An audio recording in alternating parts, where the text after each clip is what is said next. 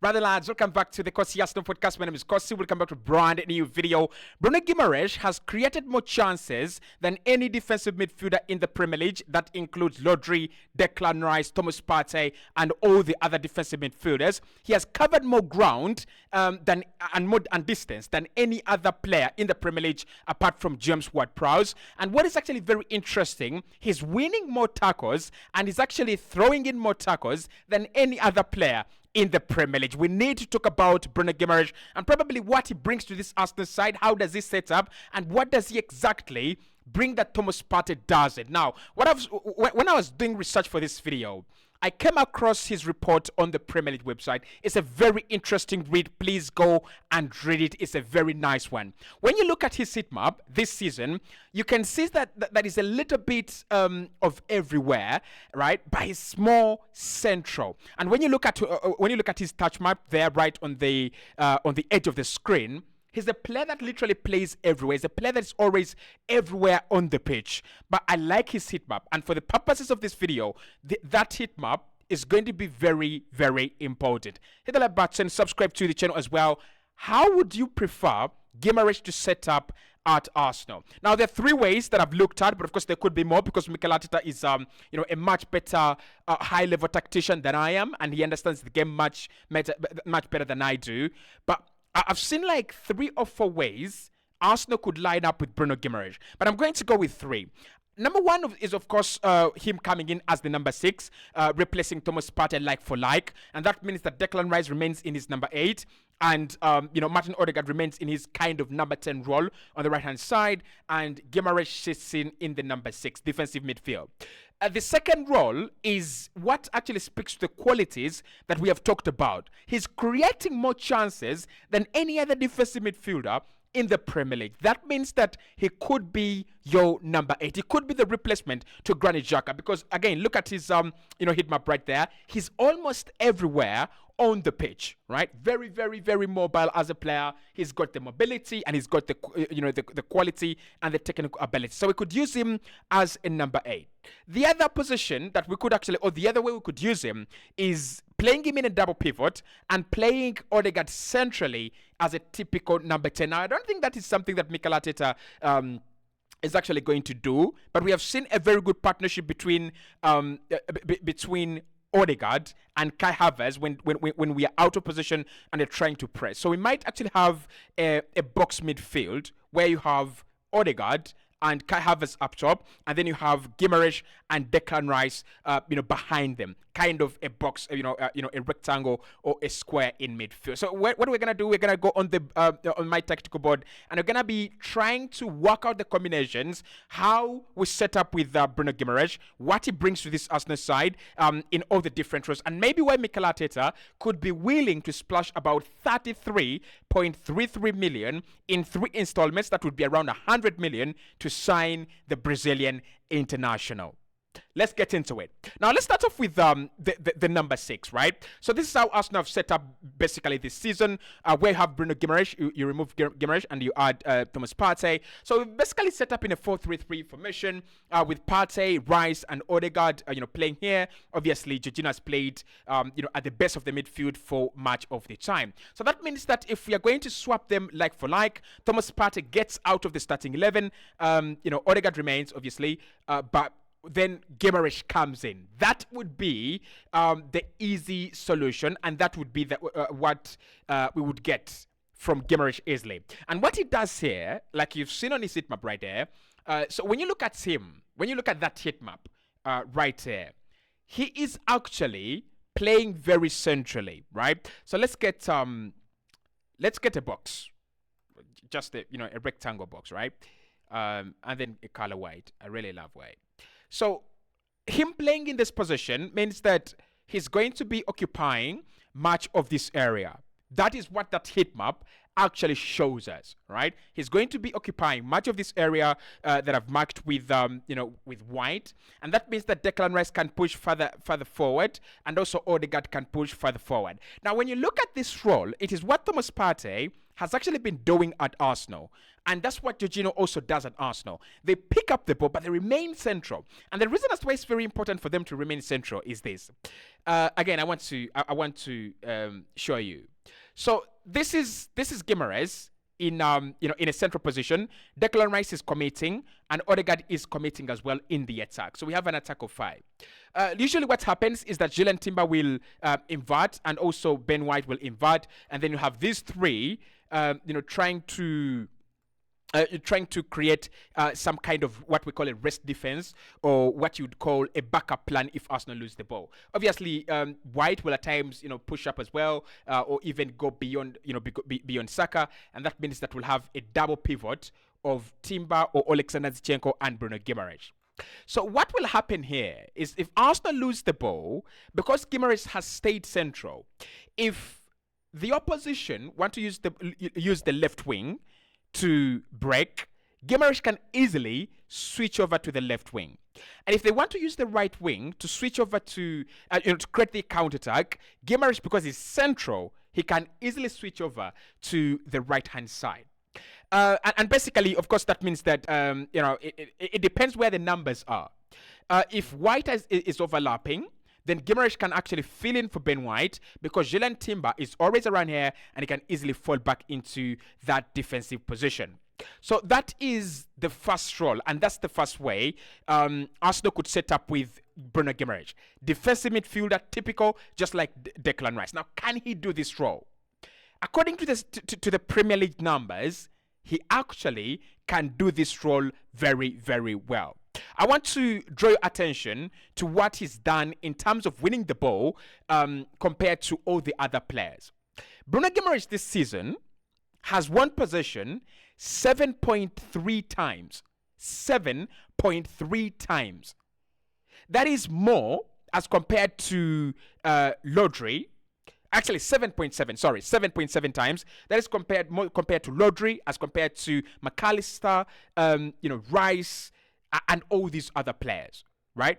So he's one of the players that is really good at winning possession back, and he's and he's an absolute gem. He's actually better, or he's been better this season than our Declan Rice. And of course, we know Declan Rice is a clean ball winner. So that means that we might have 2 high-quality ball winners in the midfield, but also there is something that Mikel Arteta is trying to do with his Arsenal team. What is that? Versatility and technical ability. He's trying to build a team that can defend very well. So look at Gillen Timber, top-class defender, Saliba top-class, Gabriel top-class, and Ben White. But what do all these players have in common? They can go the other way and create action and create shot-creating actions and even score a goal. No Arsenal player this season, apart from Gillen Timber, of course, has not scored a single goal. So Rice has scored, Saliba has scored, Gabriel has scored, Kivio has scored, I think. Almost each and every Arsenal outfield player has scored. And that is not by mistake. That comes from the fact that they've got the technical ability to go and do creative work the other way, as well as defending. So in that midfield, whether it is Guimaraes or Rice, actually in the defensive role, it wouldn't actually matter. Both of them have got the defensive capability to cover for each other, and both of them have got the technical ability to dribble, pass the ball, and create those, shot-creating actions. So this is the first way you will see Bruno Guimaraes if he signs for Arsenal.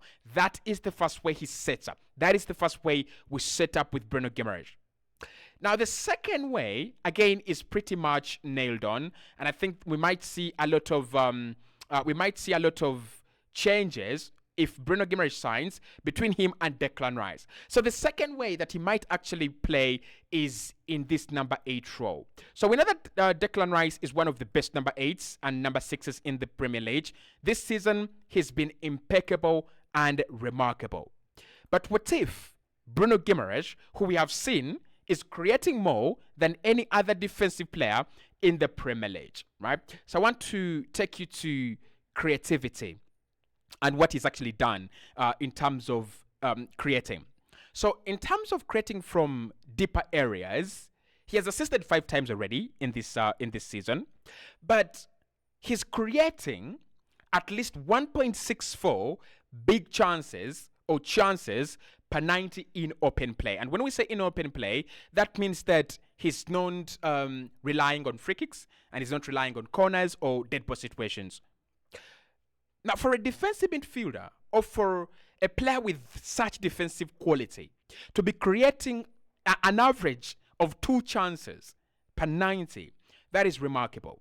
That means that you're replacing Jorginho like for like. Because one of the things we know about Jorginho and one of the things we like about Jorginho is that he's got that ability to create chances right from there. And that is Bruno Guimaraez. When they were playing with Sandro Tonali, you could say it. Tonali had that bit of freedom to go into the penalty area and, find his way or work his way into the penalty box of the opponent.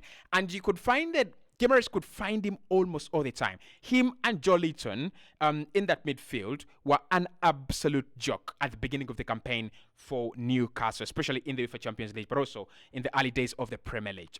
So playing him in the number 8 would literally mean this. If you're playing Guimaraez in the number 8, it means that you're committing Declan Rice as your number 6. We know that Rice is very mobile, and we know that he's got that passing range to find passes to all these other players in wide areas. But Guimaraez has got the work rate. He's the player that can actually work hard. He's a player that will help out defensively. So that means that Declan Rice will not be isolated with Bruno G as your number 8, because he will be his midfield partner. And that will allow Odegaard a little bit of freedom to commit to the attack. Obviously, Odegaard has played a lot of the time when we played. He's been at times deep. At times, he's had to carry the ball from these areas. I'm not saying he won't do that. I'm saying with Bruno Guimaraez, who is also a very good carrier of the ball and also a very good defensive player, you have 2 defensive players, but also you've got then Bruno Guimaraez, who we know has got that creative ability and that creative output. So maybe you could allow him come here and affect this part of the campaign, just like Xhaka did last campaign, but one. So he could play in that number 8. We've seen his great numbers are there, and we have seen that he's got the technical ability. And during his time at Brazil, I don't know if he's going to play for Brazil, but I'm sure he will. Most of the time, he plays behind Paqueta and any of Neymar, or I think Neymar will not play in the Copa America. So I'm not sure who's going to be the other midfielder. Maybe Douglas Luiz. I'm not sure what the manager will go for Brazil. But one thing you want to understand here, and what I'm trying to say with Bruno J, is that if you play him in a double pivot, and if you played him as an 8, he's going to thrive. And if you play him as a number 6, he's going to thrive. Now, what qualities does he bring? And how would he elevate our midfield? So the first thing you'll notice is availability and durability. He's one of those players that are always available for you. He's always, playing, so many minutes. This season he's already played like all games for Newcastle. He will pick up his yellow cards. He's a bit of a hothead. He will pick up silly yellow cards, be aggressive a little bit, some of the time when he really doesn't need to. But apart from that, I think we have a quality player as a transfer target. He's a very quality player. His technical ability is something that is amazing for a player who is as defensive as they come. I mean, I don't remember having seen many Brazilian defensive midfielders like Bruno Guimaraez. And I'm very young, but I do my research. So, Guimaraez could be the perfect answer for Mikel Arteta's setup. He's a quality player, and he's a very versatile, hard-working lad.